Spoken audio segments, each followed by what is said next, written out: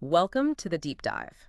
This is where we take, well, sometimes complex, sometimes really fascinating source material, and we pull out the key nuggets for you. Yeah. The goal is to get you well informed, fast, maybe spark some new ideas along the way.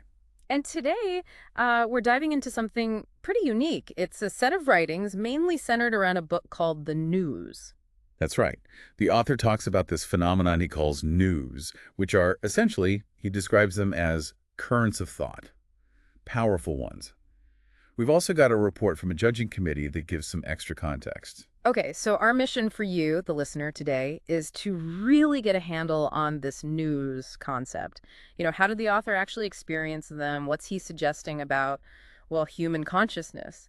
Or even how we know things? And he makes this pretty bold claim, doesn't he, about experiencing conscious inspirational mediumship, basically actively receiving and processing these news. Exactly. So it raises this immediate question, right? Could there be more to thought, to inspiration, than how we normally think about it?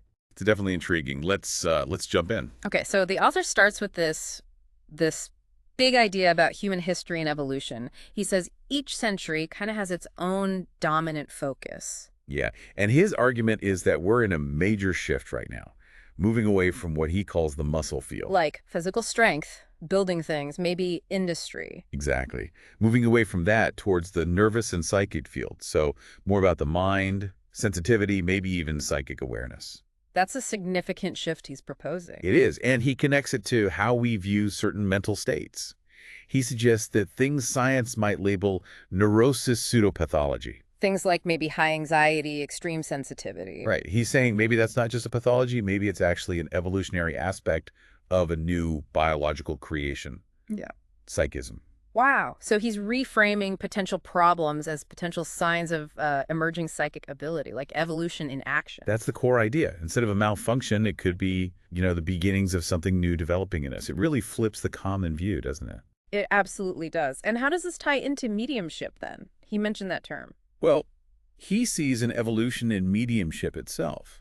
He thinks we're moving beyond the older forms like physical mediumship where, objects might move or there are tangible effects. Right, the classic seance stuff. Yeah, towards something he calls ultraphony. Ultraphony. Okay, break that down. He describes it as a more evolved, a superior form.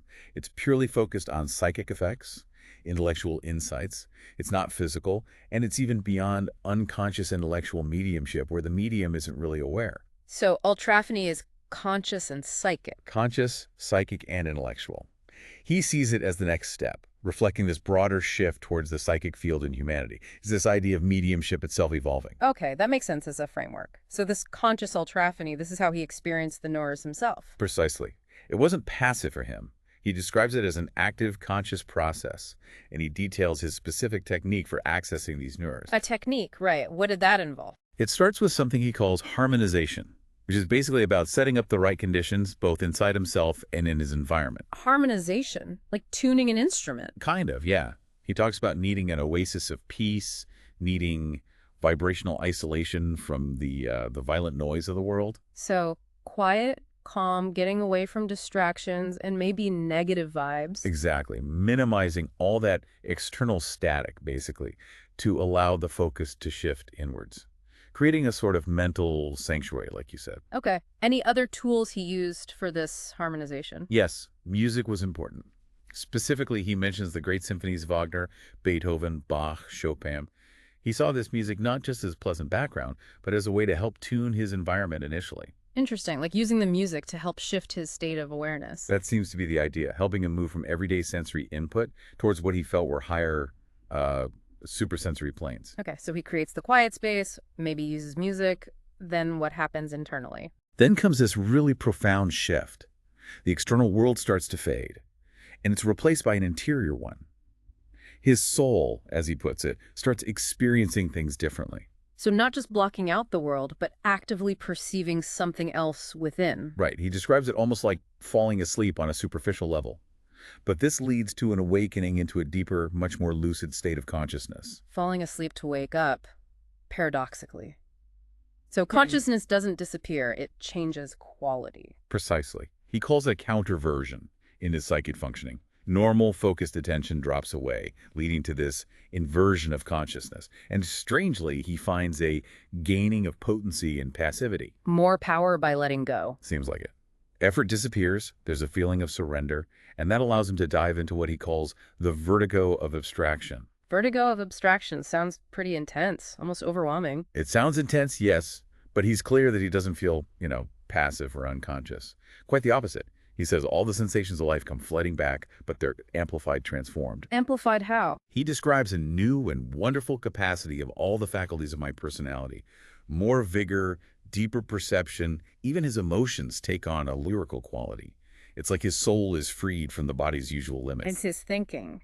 How does that change in this state? Thought returns with titanic potency, he says. Deep lucidity, incredibly rapid conception. And this is key. He perceives thought bereft of words. Thought without words, like pure concepts. That's what it sounds like, pure essence of thought before language shapes it. He feels this incredible lightness, liberation, and his intuition awakens, giving him access to a new conceptual dimension. That idea of thought without words is fascinating. It suggests a different kind of knowing. It really does. And his senses are heightened too, a more penetrating gaze, seeing not just surfaces but psychic reflections. Psychic reflections? What does he mean by that? It seems to lead to this experience of an intimate colloquy with all of creation, like he's in direct communication. With everything. Everything. He perceives a kind of song coming from minerals, from living things, all part of this immense symphony of creation. It's a profound sense of unity, of interconnectedness. Wow, that sounds, well, ecstatic almost. He uses that exact word. This colloquy leads to an immense amplexus, a kind of embrace, losing himself in a shining light, a state of vision and ecstasy. He admits words fail him here, that they can't capture the joy, the liberation, the glimpse of paradise he felt. It's clearly a deeply personal, subjective thing he's describing. So how does he connect this back to his writing, to the book, the Noures? He sees the writing as inseparable from these experiences. It's a mirror, he says, of a phase of life, lived with this incredible intensity. It's not just theory for him. It's embedded in his being. So he's saying you can't just analyze the phenomenon separate from the person who lived it. It's not just about waves and vibrations. Exactly. He pushes back against reducing it to just a vibratory hypothesis. For him, it's a concrete lived reality. And he feels a duty, actually, to share his new writing. A duty? Yeah, to provide objective data, as he sees it, for studying this type of mediumship, his way of conceiving things. He wants to bring this new, much larger life, this rapture, this feeling of paradise, to others through his words. And he mentioned intuition as a research method. That sounds pretty radical. It does. He talks about a new method of scientific research by intuition, and even a new technique of thinking using concentric spirals.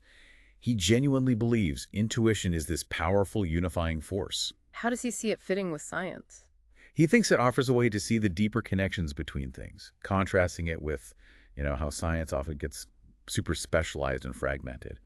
Intuition for him is synthetic. It brings things together. And there's a spiritual dimension, too, you mentioned. Definitely. He notes these experiences happen in an atmosphere of intense faith and spiritual grace, a deep love for the divine, very much like classic mystical accounts.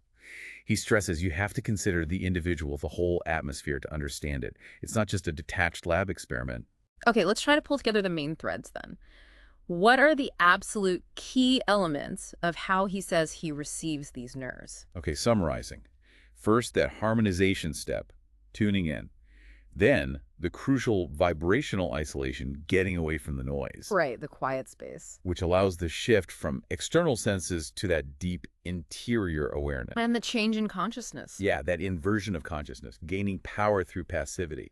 Plus the enhancement of all his faculties, the feeling of lightness, and perceiving thought without words. And intuition is central. Absolutely. The awakened intuition, accessing that new conceptual dimension. Then there's the psychic hearing, that song of creation, leading to the immense amplexus, merging with the light. It's quite a process. How does he differentiate this conscious, inspirational mediumship from, say, traditional spiritism? He seems keen to draw a distinction. He is. He sets it apart from passive mediumship, where the medium's own mind is sort of sidelined. But interestingly, he does see parallels with other peak experiences. Like what? Like intense artistic inspiration, mystical ecstasy, moments of heroic conception, even deep philosophical or scientific breakthroughs. He suggests they might all share this common root of seeing the truth in the divine absolute. He brings up Allan Kardec, too, who's a big name in Spiritism. He does, referencing Kardec's idea about advanced spirits suggesting ideas, but the author himself expresses a sort of, well, repugnance for what he calls the rougher work of Spiritism. Meaning? He seems less interested in communication with specific discarnate individuals and more focused on his own spiritual ascent, his own purification, as the key to accessing these higher nerves. It's about elevation. So it's about consciously raising his own state to meet the source, rather than just being a passive channel. Exactly that. He talks about consciously moving between the human and superhuman conceptual planes, using his super consciousness. He even calls the path he travels the evolution dimension. And morality plays a role. Yeah. And pain. Yes, he emphasizes the moral factor, and even suffering as crucial for refining his ability to receive. It purifies the instrument, so to speak. Reception happens through attunement, vibrating in sympathy, in harmony with the source. Which brings us to the source itself. If it's not necessarily specific spirits, what is the origin of the Noures? Did he identify an entity?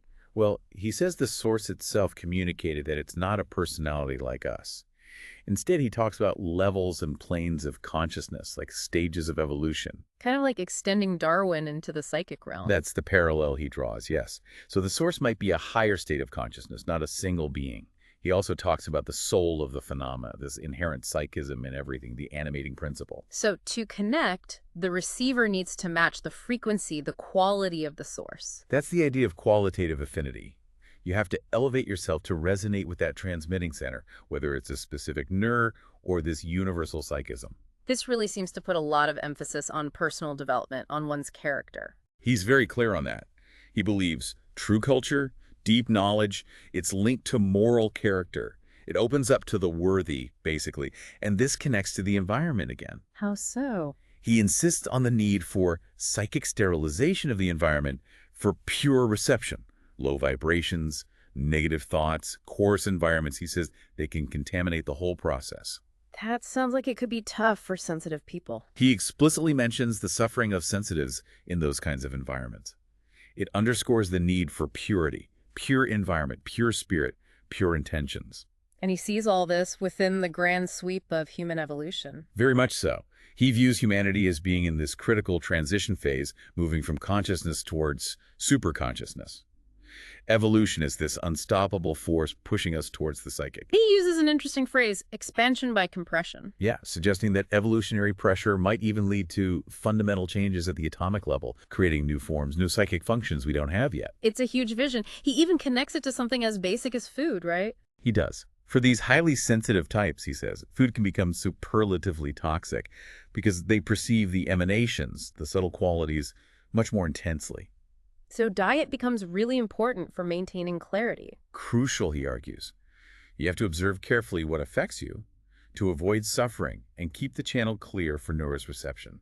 He uses this lovely analogy of the organism as a resonant orchestra of spiritual currents. It's incredibly holistic. So taking this idea of inspiration further, how does he see it relating to something like, say, religious revelation? Is it the same thing? He positions his inspirational registration as something potentially even more profound than just capturing Noures. He compares it to lightning versus an electric spark. Implying a more direct connection. Yes, direct spiritual contact with the truth of the primary sources of God's thought, as he puts it. He questions if traditional science, with its external methods, can even grasp phenomena like this. And he mentioned a great Nour constantly descending. Yeah, he proposes this idea of a parallel movement. Humanity slowly ascending and understanding the divine, while truth progressively descends through revelations. This great Nour is like a continuous stream of divine thought, coloring itself differently as it passes through various inspired individuals throughout history. Does he give examples of who these inspired individuals might be? He does. He points to Moses on Sinai as a huge, powerful example of inspiration. Also Elijah, other Old Testament prophets. Any figures outside that tradition? Yes, he mentions Joan of Arc, guided by her voices, as another case. He highlights the spiritual purification involved and the collaboration he sees between the divine will and the person's free will. And it's not always a smooth process. No, he notes there are often periods of incubation, silence before the inspiration breaks through, and that pain, trials, suffering, they're often part of the journey for what he calls mature souls undergoing this. Let's circle back to the mechanics for a second. He talked about vibrations and waves earlier. How does that fit with this higher, more abstract source? He clarifies that vibrations and waves are how we perceive it on our human level. It's the phase accessible to our senses and current science. But the reality is different at the source. He argues the higher phase is abstract, supersensory, superconceptual, existing in another dimension entirely. What we experience through inspirational reception is a kind of dimensional reduction. Bringing it down to our level. Exactly. He says at the source, the Noures isn't even thought as we know it. It has to undergo an involutionary return, stepping down into the world of material oscillations to actually stimulate our psyche. So thought is like the end product of this dimensional translation. That seems to be his model. And again, attunement and affinity are the keys to making that translation happen. You need some overlapping capacity between receiver and source. Affinity meaning like attracts like. Basically, yeah. A shared nature, a resonance. Yeah. That's the basis for communication. Spiritual ascension is needed to respond to the really subtle emanations. He again cites Kardec on the need for sympathy between medium and spirit. And he saw his own ability as somewhat distinct in this process. He did. He emphasized his ability to consciously ascend to the transmitter's conceptual plane. He believed his purification work sensitized him to capture the very highest nerves. So it required a certain dynamism, shifting between levels. Yes, mastering a broad perceptual range, being agile and shifting perspectives. That's core to his active and conscious inspirational mediumship. Looking at the bigger picture then, what are the major implications he draws from all this? Well, fundamentally, he believes the universe is just saturated with these conceptual emanations, these nerves, and we'll perceive them more as we evolve.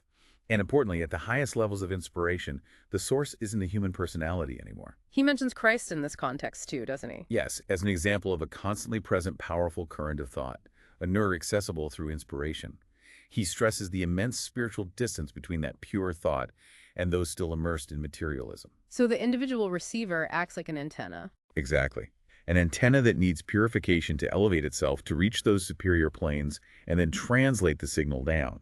And each person can only consciously tune into Noures at their own evolutionary level. And if someone's morality declines? He suggests that leads to desensitization, losing the connection. It's a constant process, this fine-tuning of resonance through, as he mentioned, suffering and detachment. Did he ever connect this to specific parts of the body, like the brain? Briefly, yes. He identifies the pineal gland as potentially the central organ for this psychic resonance, for attuning to Noures. The pineal gland, often linked to mystical experiences. Right. He speculates that neuric perception might happen there via subtle atomic movements, and the brain acts like a resonant box, with the cranium maybe amplifying the psychic waves. Okay, so wrapping up his main points from the Noures itself, what are the big conclusions? He concludes that artists, geniuses, they're essentially ultra-phanic recorders tapping into these nerves, that the deepest truth come through inspiration, not just logic. He even proposes neuric inspiration as a legitimate research method. Alongside traditional science. Yes, complementary to it. He stresses we need to understand and respect the sensitive psyches of these ultra-fans. And he's optimistic that evolution will eventually make intuition a normal way of knowing for everyone. And that real wisdom isn't just book learning. Right. It's about living these conceptual currents, not just studying the past.